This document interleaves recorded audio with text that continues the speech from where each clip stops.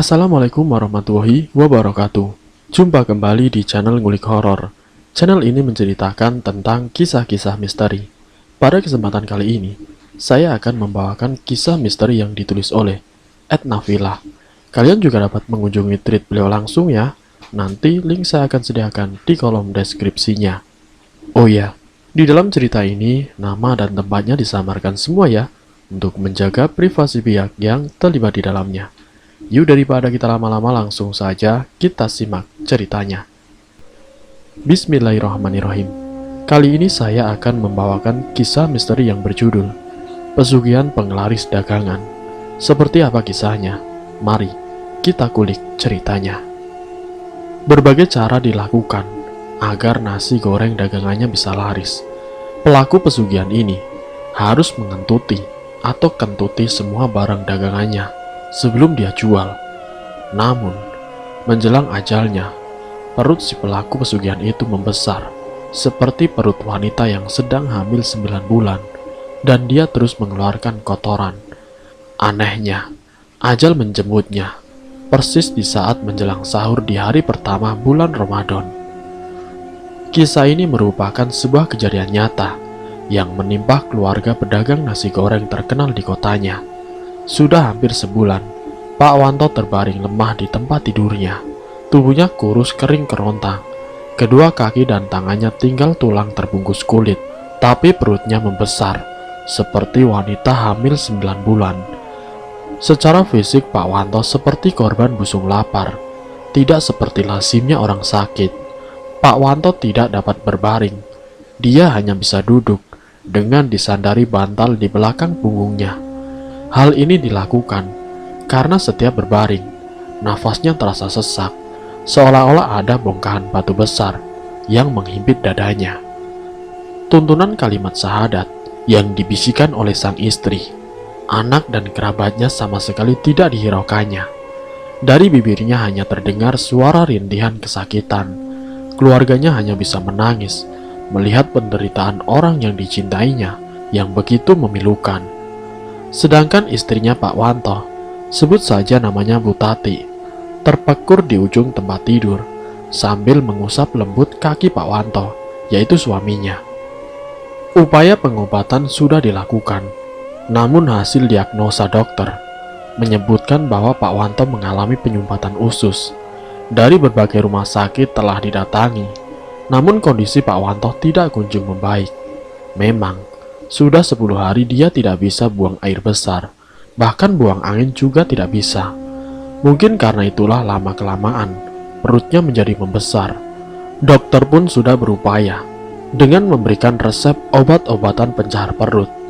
Namun sepertinya kotoran di usus Pak Wanto tersumbat dan menumpuk hingga membuat perutnya kian membesar dan nafasnya terasa sesak. Tetangga yang menyaksikan penderitaan dari Pak Wanto hanya bisa mengusap dada, dan banyak yang mengucapkan istighfar. Di antara mereka bahkan bertanya-tanya, dosa apa yang sebenarnya yang pernah diperbuat Pak Wanto semasa mudanya, sehingga dia mengalami penyakit semacam itu. Maklum saja, setahu mereka sosok Pak Wanto adalah seorang pedagang warung nasi goreng yang cukup berhasil di wilayahnya, dan selama ini Pak Wanto terkenal sebagai seorang yang sangat dermawan. Dari hasil penjualan warung nasi gorengnya, Pak Wanto mampu membangun rumah yang megah, mampu membeli sawah, bahkan sekarang sawahnya tersebar di beberapa tempat, serta beberapa mobil angkutan di samping mobil pribadinya. Di masa tuanya, Pak Wanto cukup kaya untuk ukuran orang kampung. Namun, para tetangganya tidak mengetahui bahwa sesungguhnya Pak Wanto pernah melakukan perjanjian gaib dengan penghuni Goa Keramat di wilayah Jawa Timur. Hanya sahabatnya saja yang tahu rahasia ini, Pak Karyo. Sebut saja namanya Pak Karyo. Demikian nama sang sahabatnya. Dari penuturan Pak Karyo inilah terungkap perjalanan hidup Pak Wanto di masa mudanya. Wanto muda adalah seorang yang taat beribadah dan rajin bekerja. Segala upaya telah dilakukan untuk mengangkat ekonomi keluarganya yang miskin. Wanto yang menikahi Tati terpaksa berganti-ganti pekerjaan, mulai dari buruh bangunan, buruh bongkar muat di pelabuhan, hingga menarik becak pernah dijalaninya. Tutur Pak Karyo mulai bercerita, hingga memiliki 3 orang anak. Kehidupan Wanto belum juga berubah. Upaya bekerjanya habis untuk kebutuhan anak dan istrinya. Tidak jarang keluarga kecilnya itu harus makan nasi dengan lauk ikan asin, ataupun kerupuk saja. Bahkan pernah sesekali tidak makan nasi. Perutnya hanya diisi oleh air rebusan saja. Kemalangan hidup semakin dirasakan oleh Pak Wanto saat anak ketiganya yang bernama Rizky terserang penyakit kanker mata. Awalnya Rizky yang berumur 4 tahun ini bermain-main dengan temannya. Tanpa sengaja, mata Rizky terkena pelor peluru plastik dari senapan angin temannya. Karena tidak ada uang, Wanto pun hanya membelikan Rizky obat tetes mata saja. Tapi hal ini ternyata berakibat fatal. Mata Rizky menjadi merah dan bengkak. Sebagai sahabat, Karyo muda menyarankan Wanto membawa anaknya ke dokter mata. "Wanto, ayolah kita bawa anakmu ke dokter mata. Kulihat anak itu setiap hari menangis, menahankan matanya yang semakin hari semakin membengkak. Aku takut nanti anakmu itu menjadi buta." Demikian kata Pak Karyo kala itu. "Karyo, aku sebenarnya kasihan melihat anakku Rizky. Tapi kau tahu kan, dari mana aku punya uang? Untuk makan saja, kami sering utang di warung. Dan akhir bulan setelah gajian baru dibayar," keluh Wanto. Karena kasihan, Pak Karyo dan istrinya pun membawa Rizky ke dokter. Hasil diagnosa dokter menyimpulkan, mata Rizky harus dioperasi, dan retina mata kanannya harus dibuang untuk mencegah sel-sel kanker menyebar ke organ yang lain. Keadaan ini tentu saja membuat Wanto dan istrinya shock. Nah, pikiran Wanto yang kalut itu membawanya berkenalan dengan dunia hitam. Pikiran yang sudah buntu, mau tidak mau, Wanto harus segera mendapatkan uang yang banyak. Lewat temannya semasa buruh, ia diberitahu lokasi yang bisa mendatangkan uang secara instan, tepatnya tempat mencari pesugihan yang terletak di salah satu gunung di Jawa Barat. Wanto benar-benar sudah gelap mata. Yang ada di dalam pikirannya hanya mendapatkan uang banyak untuk berobat anaknya dan merubah kehidupan mereka yang miskin. Saat rencana ini diberitahukan pada sahabatnya, Karyo pun menasehati Wanto. "Ingat Wan, bersekutu dengan iblis itu pada akhirnya akan membawa kesengsaraan bagimu sendiri maupun keluargamu. Kamu juga tahu sendiri kan, menyekutukan Allah itu tidak boleh. Kamu orang yang taat agama, kenapa malah memilih jalan yang sesat, Wan?" Itu adalah nasihat dari Pak Karyo. Biarlah aku tetap meneruskan keinginanku, apapun itu resikonya, daripada aku terus-menerus menderita kemiskinan seperti ini. Hutang untuk berobat Rizky juga kian hari kian menumpuk. Itu masih hutang untuk berobat, sedangkan hutang untuk makan sehari-hari juga sudah menumpuk dan tersebar di mana-mana. Kasihan anak dan istriku terus menderita. Kalau aku berhasil, aku akan bisa mengoperasikan mata Rizky, ujar Wanto kala itu. Setelah menitipkan anak dan istrinya kepada Karyo, Wanto berangkat ke Jawa Barat. Karyolah yang mengantar kepergian Wanto ke pelabuhan Belawan dan hanya dapat membekalinya dengan sedikit uang untuk makan. Sementara itu Wanto izin dengan istrinya untuk pergi bekerja karena dirinya dikontrak sebagai buruh bangunan di salah satu perusahaan di Jawa Barat. Di sebuah lereng gunung, Wanto bertemu dengan juru kunci yang akan membantunya melakukan ritual pesugihan. Segala syarat telah dipenuhinya, dan sebelum melakukan ritual pesugihan selama 14 hari, Wanto dianjurkan mandi kembang 7 rupa di sebuah goa yang besar, di mana tempat itu yang akan menjadi tempat Wanto melakukan kemaksiatan. "Silahkan kamu bertapa di dalam goa sini. Ingat, kamu tidak boleh keluar dari goa ini sebelum kamu bertemu dengan salah satu sosok yang akan membantumu menjadi kaya raya." Wanto pun dengan cepat mengiyakan ucapan dari juru kunci itu. Namun setelah 2 minggu kepergiannya, kejadian tragis menimpa keluarga Wanto. Anaknya yaitu Rizky tiba-tiba saja mengalami panas tinggi hingga kejang-kejang. Karyo serta istrinya, juga Tati istri Wanto, segera membawa Rizky ke rumah sakit. Namun, nyawa anak ini tidak tertolong lagi. Menurut dokter mata Rizky infeksi. Sel-sel kanker itu sudah menyebar ke seluruh tubuhnya. Inilah yang menyebabkan kematian Rizky. Dalam pandangan masyarakat awam yang didukung oleh analisa medis, kematian Rizky memang dikarenakan sakit kanker. Tidak demikian dalam pandangan alam gaib. Kematian Rizky adalah keberhasilan Wanto yang bersekutu dengan penghuni gaib gunung di Jawa Barat. Tanpa setahu siapapun, Rizky ini adalah tumbal Wanto untuk penghuni alam gaib pesugihan yang dipujanya. Singkat ceritanya, 1 bulan kemudian, Wanto kembali pulang ke kampungnya. Ketika diberitahu Tati bahwa anaknya yaitu Rizky telah meninggal dunia, Wanto pura-pura menangis. Padahal di dalam hatinya, dia tersenyum puas dengan hasil ritual pesugihannya. Malamnya usai makan, Wanto menyerahkan segepok uang pada istrinya. "Bu, ini aku ada sedikit uang dari hasil kerja di Jawa sana. Aku mau kita berubah dan mulai usaha baru. Aku sudah capek jadi buruh bongkar muat, Bu," kata Wanto berbohong. "Astaga, banyak sekali uang ini, Pak.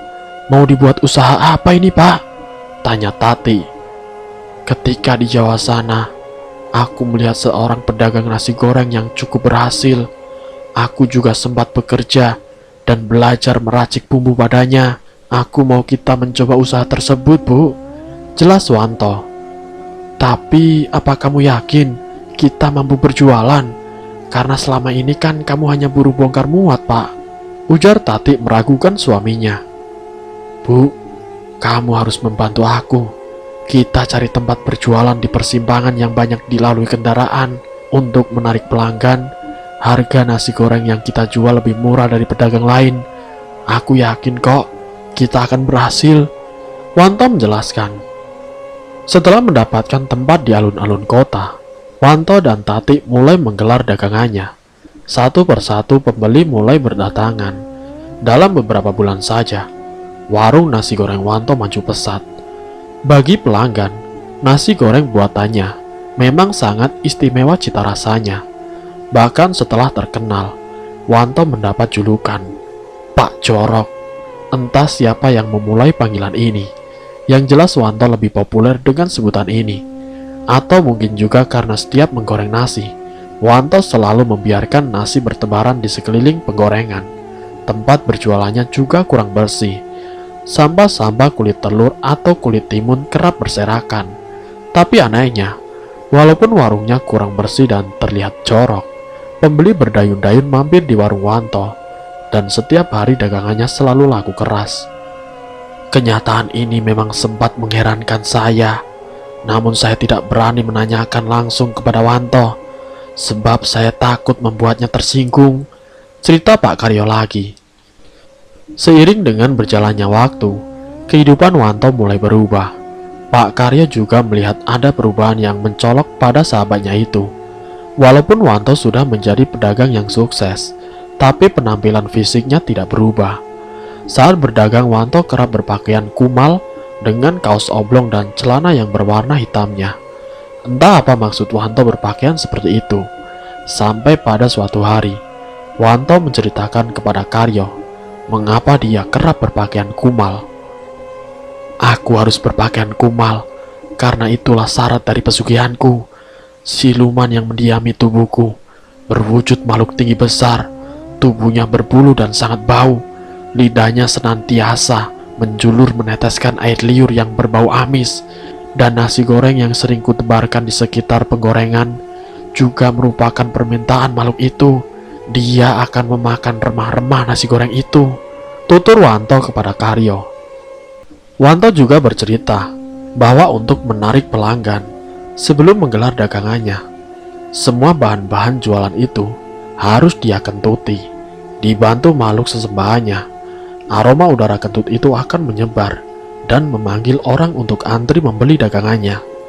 Dan mencuci beras untuk dimasak juga cukup 1 kali saja, karena diyakini membuat rasa nasinya empuk dan enak. Wanto menceritakan hal ini dengan harapan Karyo mau mengikuti jejaknya, bersekutu dengan siluman iblis. Tapi Karyo tetap pada pendiriannya bahwa bersekutu dengan iblis hanya akan membawa kesengsaraan. Neraka jahanam sudah menanti bila mati kelak. Terus terang saja, aku tidak memikirkan mati. Lagi pula siapa yang akan kenal aku di akhirat? Mumpung kita masih hidup, dimanfaatkan saja untuk mencari kekayaan.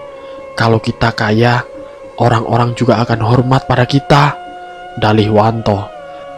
Begitulah bertahun-tahun kemudian, keadaan keluarga Wanto semakin kaya. Namun, kehidupan ekonomi anak-anaknya tergolong pas-pasan. Bahkan salah seorang anak Wanto menderita penyakit gila karena keinginannya menjadi prajurit TNI tidak kesampaian. Entahlah, apakah ini akibat pesugihannya atau karena hukum dari Allah. Di akhir hayat Wanto, warung nasi gorengnya yang terkenal itu kehilangan seri bagi pelanggannya. Pertambahan umur telah membuat tenaga Wanto semakin berkurang. Anak yang diharapkan menjadi penerus usahanya sudah menjadi gila. Selain itu, berdirinya restoran siap saji di persimpangan dekat warung Wanto juga telah mematikan usaha nasi gorengnya. Pelanggan lebih memilih warung siap saji itu. Memikirkan warung nasi gorengnya yang mati suri membuat kesehatan Wanto semakin memburuk hingga dia terbaring lemah di tempat tidurnya dengan perut membusung dan nafasnya sesak. Seperti keadaan yang diceritakan di atas, keadaan Wanto yang tidak kunjung sembuh membuat keluarganya kehabisan akal. Sahabatnya Pak Karyo menyarankan agar Wanto dibawa berobat ke orang pintar. Siang menjelang awal Ramadan, Pak Slamet, dukun terkenal dari Deli Tua, dibawa Pak Karyo untuk mengobati Wanto. Ketika melihat kondisi Wanto, Pak Slamet menghela nafas berat. "Carikan saya daun kelor, sirih bertemu urat 10 lembar, dan kain putih kira-kira setengah meter.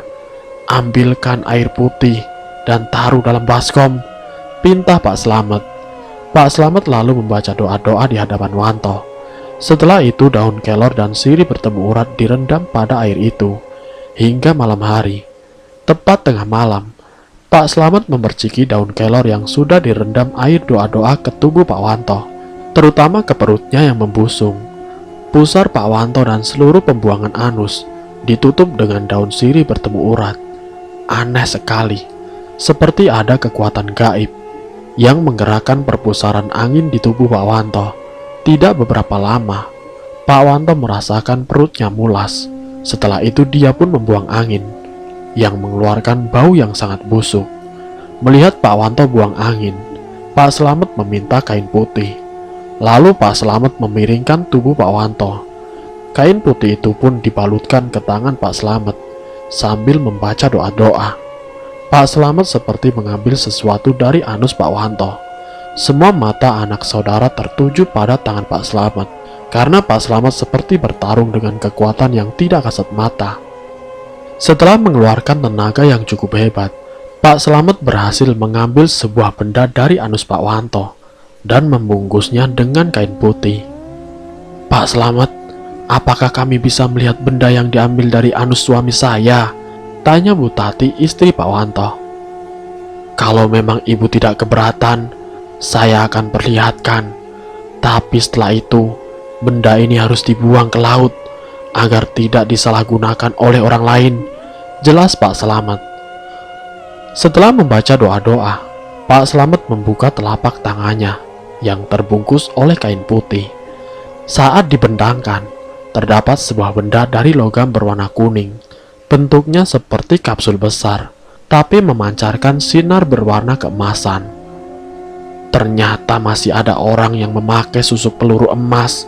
Susuk ini, susuk yang sering digunakan oleh pedagang dari Pulau Jawa, jelas Pak Slamet. Sesudah itu Pak Wanto meminta dibawa ke kamar mandi.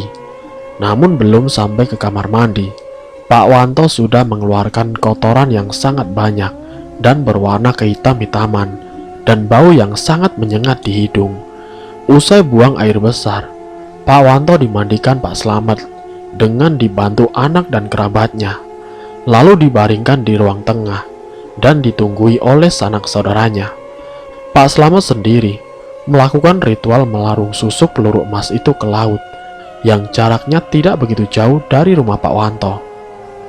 Keesokan harinya pas hari pertama puasa, terdengar berita tentang kematian Pak Wanto.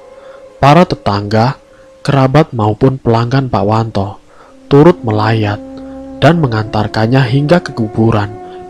Menurut berita yang tersiar, 3 bulan kemudian, rumah Pak Wanto yang megah itu musnah dilalap api. Tidak ada satupun barang yang dapat diselamatkan. Bahkan mobil yang terparkir di garasi juga musnah tanpa meninggalkan bekas. Memang tidak ada korban jiwa, karena malam kejadian, Bu Tati sedang berada di rumah anaknya. Hasil penyelidik menyatakan, kebakaran terjadi akibat arus pendek listrik. Entahlah, apakah memang begitu adanya, atau karena ada kekuatan lain. Yang jelas, dari kisah ini, kita dapat mengambil hikmahnya, bahwa bersekutu dengan iblis, ujung-ujungnya, kita sendiri yang akan menjadi korbannya. Semoga dari kisah ini, kita dapat mengambil hikmah dan pelajarannya, ambil sisi positifnya, dan buang jauh-jauh sisi negatifnya. Terima kasih untuk kalian yang sudah mampir di channel kami. Jika kalian tertarik dengan video kami, silakan tekan tombol like, share, dan komen. Tekan subscribe untuk mengikuti video-video kami yang selanjutnya. Wassalamualaikum warahmatullahi wabarakatuh.